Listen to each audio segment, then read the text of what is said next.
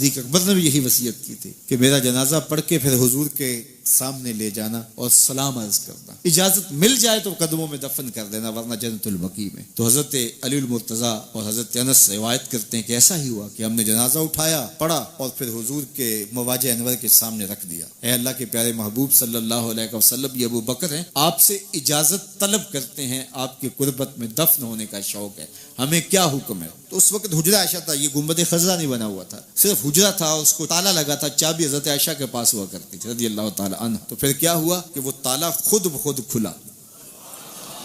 پھر کنڈی بھی خود بخود کھلی،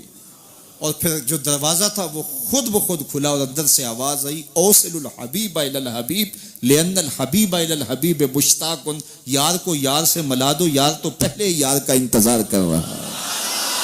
قبر رسول ہمارے لیے تو اس کائنات میں سب سے بڑھ کے جو جگہ ہے وہ ہے،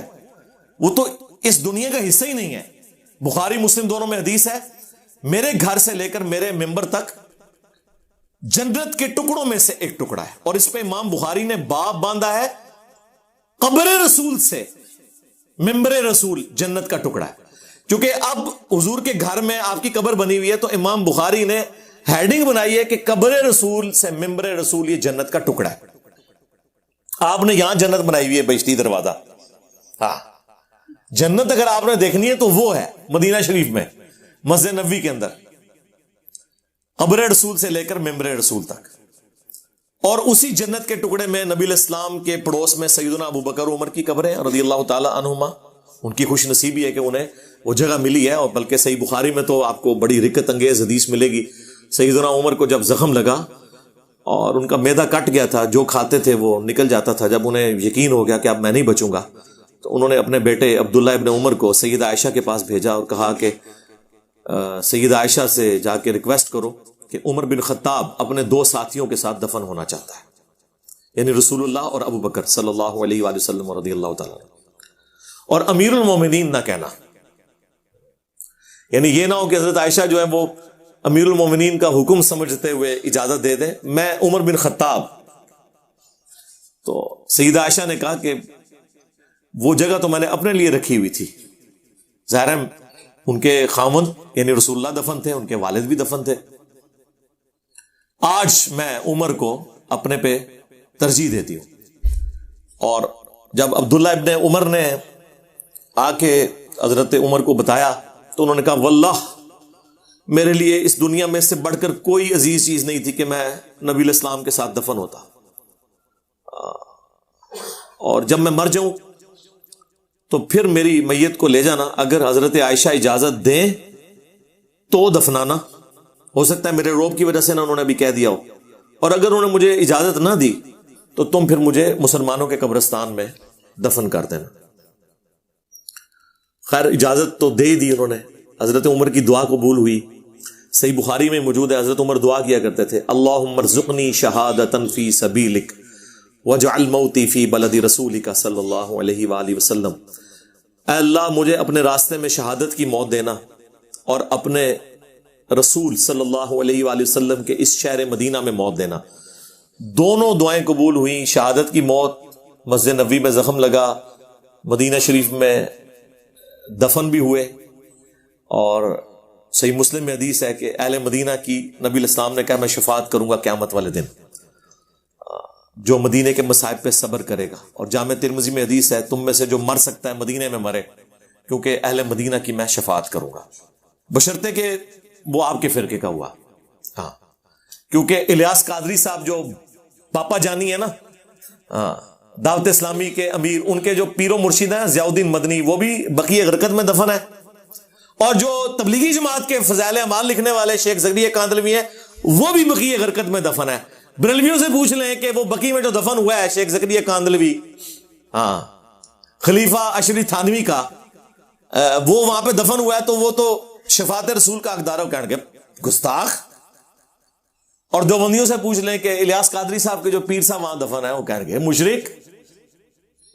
تو یہ چھوڑ دیں، یہ میں نے آپ کو ساتھ ساتھ آپ کا دماغ کھولتا ہوں کہ یہ دفن ہونے سے کوئی فرق نہیں پڑتا جب تک کہ آپ کے عقائد اور اعمال۔ عبداللہ ابن ابی کی قبر بھی بقیع غرقد قبرستان میں موجود ہے۔ تو بہرحال حضرت عمر کو وہ جگہ ملی اور ان کے لیے بہت بڑی سعادت، اور اس بخاری کی حدیث نے ان لوگوں کا پردہ بھی چاک کر دیا جو آپ کو یہ کہانیاں سناتے ہیں کہ حضرت ابو بکر نے وصیت کی تھی مولا علی علیہ السلام کو کہ میری میت کو قبر رسول پر لے جانا اور وہاں جا کے ریکویسٹ کرنا. تو قبر رسول سے آواز آئی کہ حبیب کو حبیب سے ملا دو. کہتے ہیں وہ تالا بھی کھل گیا, کنڈی بھی کھل گئی. بھئی تالا کنڈی تو لگے ہی نہیں ہوئے تھے. سیدہ عائشہ وہاں رہتی تھی اور فریکوینٹلی اس جگہ پہ آتی جاتی تھی. وہ سیدہ عائشہ کے حجرے کا ایک کمرہ تھا, تالا کنڈی کہاں سے لگا ہوا تھا, اور لوگ حضرت عائشہ کی اجازت سے اندر حاضری دیتے تھے. بخاری میں لکھا ہے کہ حضرت عمر نے حضرت عائشہ سے اجازت لی ہے, اور کہانی یہ ہے کہ حضرت ابو بکر نے جو ہے وہ قبر رسول سے جا کے اجازت لیا اور کنڈی اور تالا کھول کے کہانی کروا دی, پکڑی گئی ہے, کیونکہ یہ تو انہوں نے جھوٹی کہانی لکھی تھی. دوسری بات ہم یہ کرتے ہیں کہ اگر حضرت ابو بکر کے لیے پریسیڈنٹ سیٹ تھا کہ ان کے لیے حجرہ شریف کھل گیا تھا, تو حضرت عمر کو تو یہی کہنا چاہیے تھا کہ جا کے عرض کرنا کہ جس طرح ابو بکر کے لیے کھلا تھا میں بھی آپ کا ساتھی ہوں, میرے لیے بھی کھل جائے. کیسی لاجیکل بات ہے. کہتے کتنے دماغ جانا ہے تھے جی, اتنے ہی جانا ہے, ساڑھے ہی دماغ جانا ہے, باقیاں تو گئے ہوتے تو آج یہ عقائد نہ اس طرح کے خراب ہوئے ہوتے. کیا حضرت ابو بکر کے ساتھ پکی آ رہی تھی اور حضرت عمر کے ساتھ کچی آ رہی تھی؟ مولا علی کا وہ جو میت سیدنا عمر کے اوپر جو, میں تو اسے مرثیہ ہی کہتا ہوں, کہ ابن عباس کہتے ہیں, بخاری مسلم دونوں میں حدیث ہے کہ سیدنا عمر کی میت رکھی ہوئی تھی, لوگ ان کی میت پہ تعریفی کلمات پڑھ رہے تھے اور اسلام کے لیے جو ان کی خدمات ہیں خراج تحسین پیش کر رہے تھے. اتنے میں نے دیکھا کہ ایک شخص میرے پیچھے آ کے کھڑا ہوا اور اس نے اپنی کونی میرے کندھے پہ یوں رکھی اور اس نے سیدنا عمر کی میت کو مخاطب ہو کر کہا کہ اے عمر, تم ایسے شخص تھے کہ میری بھی خواہش تھی کہ میں اللہ کے حضور تمہارے اعمال کے ساتھ پیش ہوں. میں نے بارہا رسول اللہ سے سنا تھا, میں ابو بکر اور عمر داخل ہوئے, میں ابو بکر اور عمر نکلے, میں ابو بکر اور عمر فلاں جگہ گئے. اکثر نبی علیہ السلام تمہارا نام لیا کرتے تھے ابو بکر کے ساتھ, اور مجھے امید تھی کہ تم بھی اپنے دو ساتھیوں کو جا ملو گے. تو ابن عباس کہتے ہیں جب میں نے یوں مڑ کے دیکھا تو وہ سیدنا علی تھے جو حضرت عمر کی میت کے اوپر یہ کلمات پڑھ رہے تھے. تو نبی علیہ السلام کیا فرماتے تھے, میں ابو بکر عمر, میں ابو بکر عمر. تو یہ کیسے ہو گیا کہ حضرت عمر کو حضرت عائشہ سے اجازت لینی پڑی اور حضرت ابو بکر جو ہے وہ ان کے لیے کنڈی کھل گئی؟ بالکل جھوٹ ہے, یہ واقعات ہی بالکل غلط ہے, ان کی کوئی اصل نہیں ہے. صرف یہ انہوں نے ایک سمجھ لیں جذباتی ڈاکٹرن آپ کو دینے کے لیے اس طرح کے واقعات مشہور کر دی ہیں, اور جو احادیث کے اندر چیزیں آئی ہوئی ہیں وہ بڑی یعنی حفاظت سے جمع کی گئی.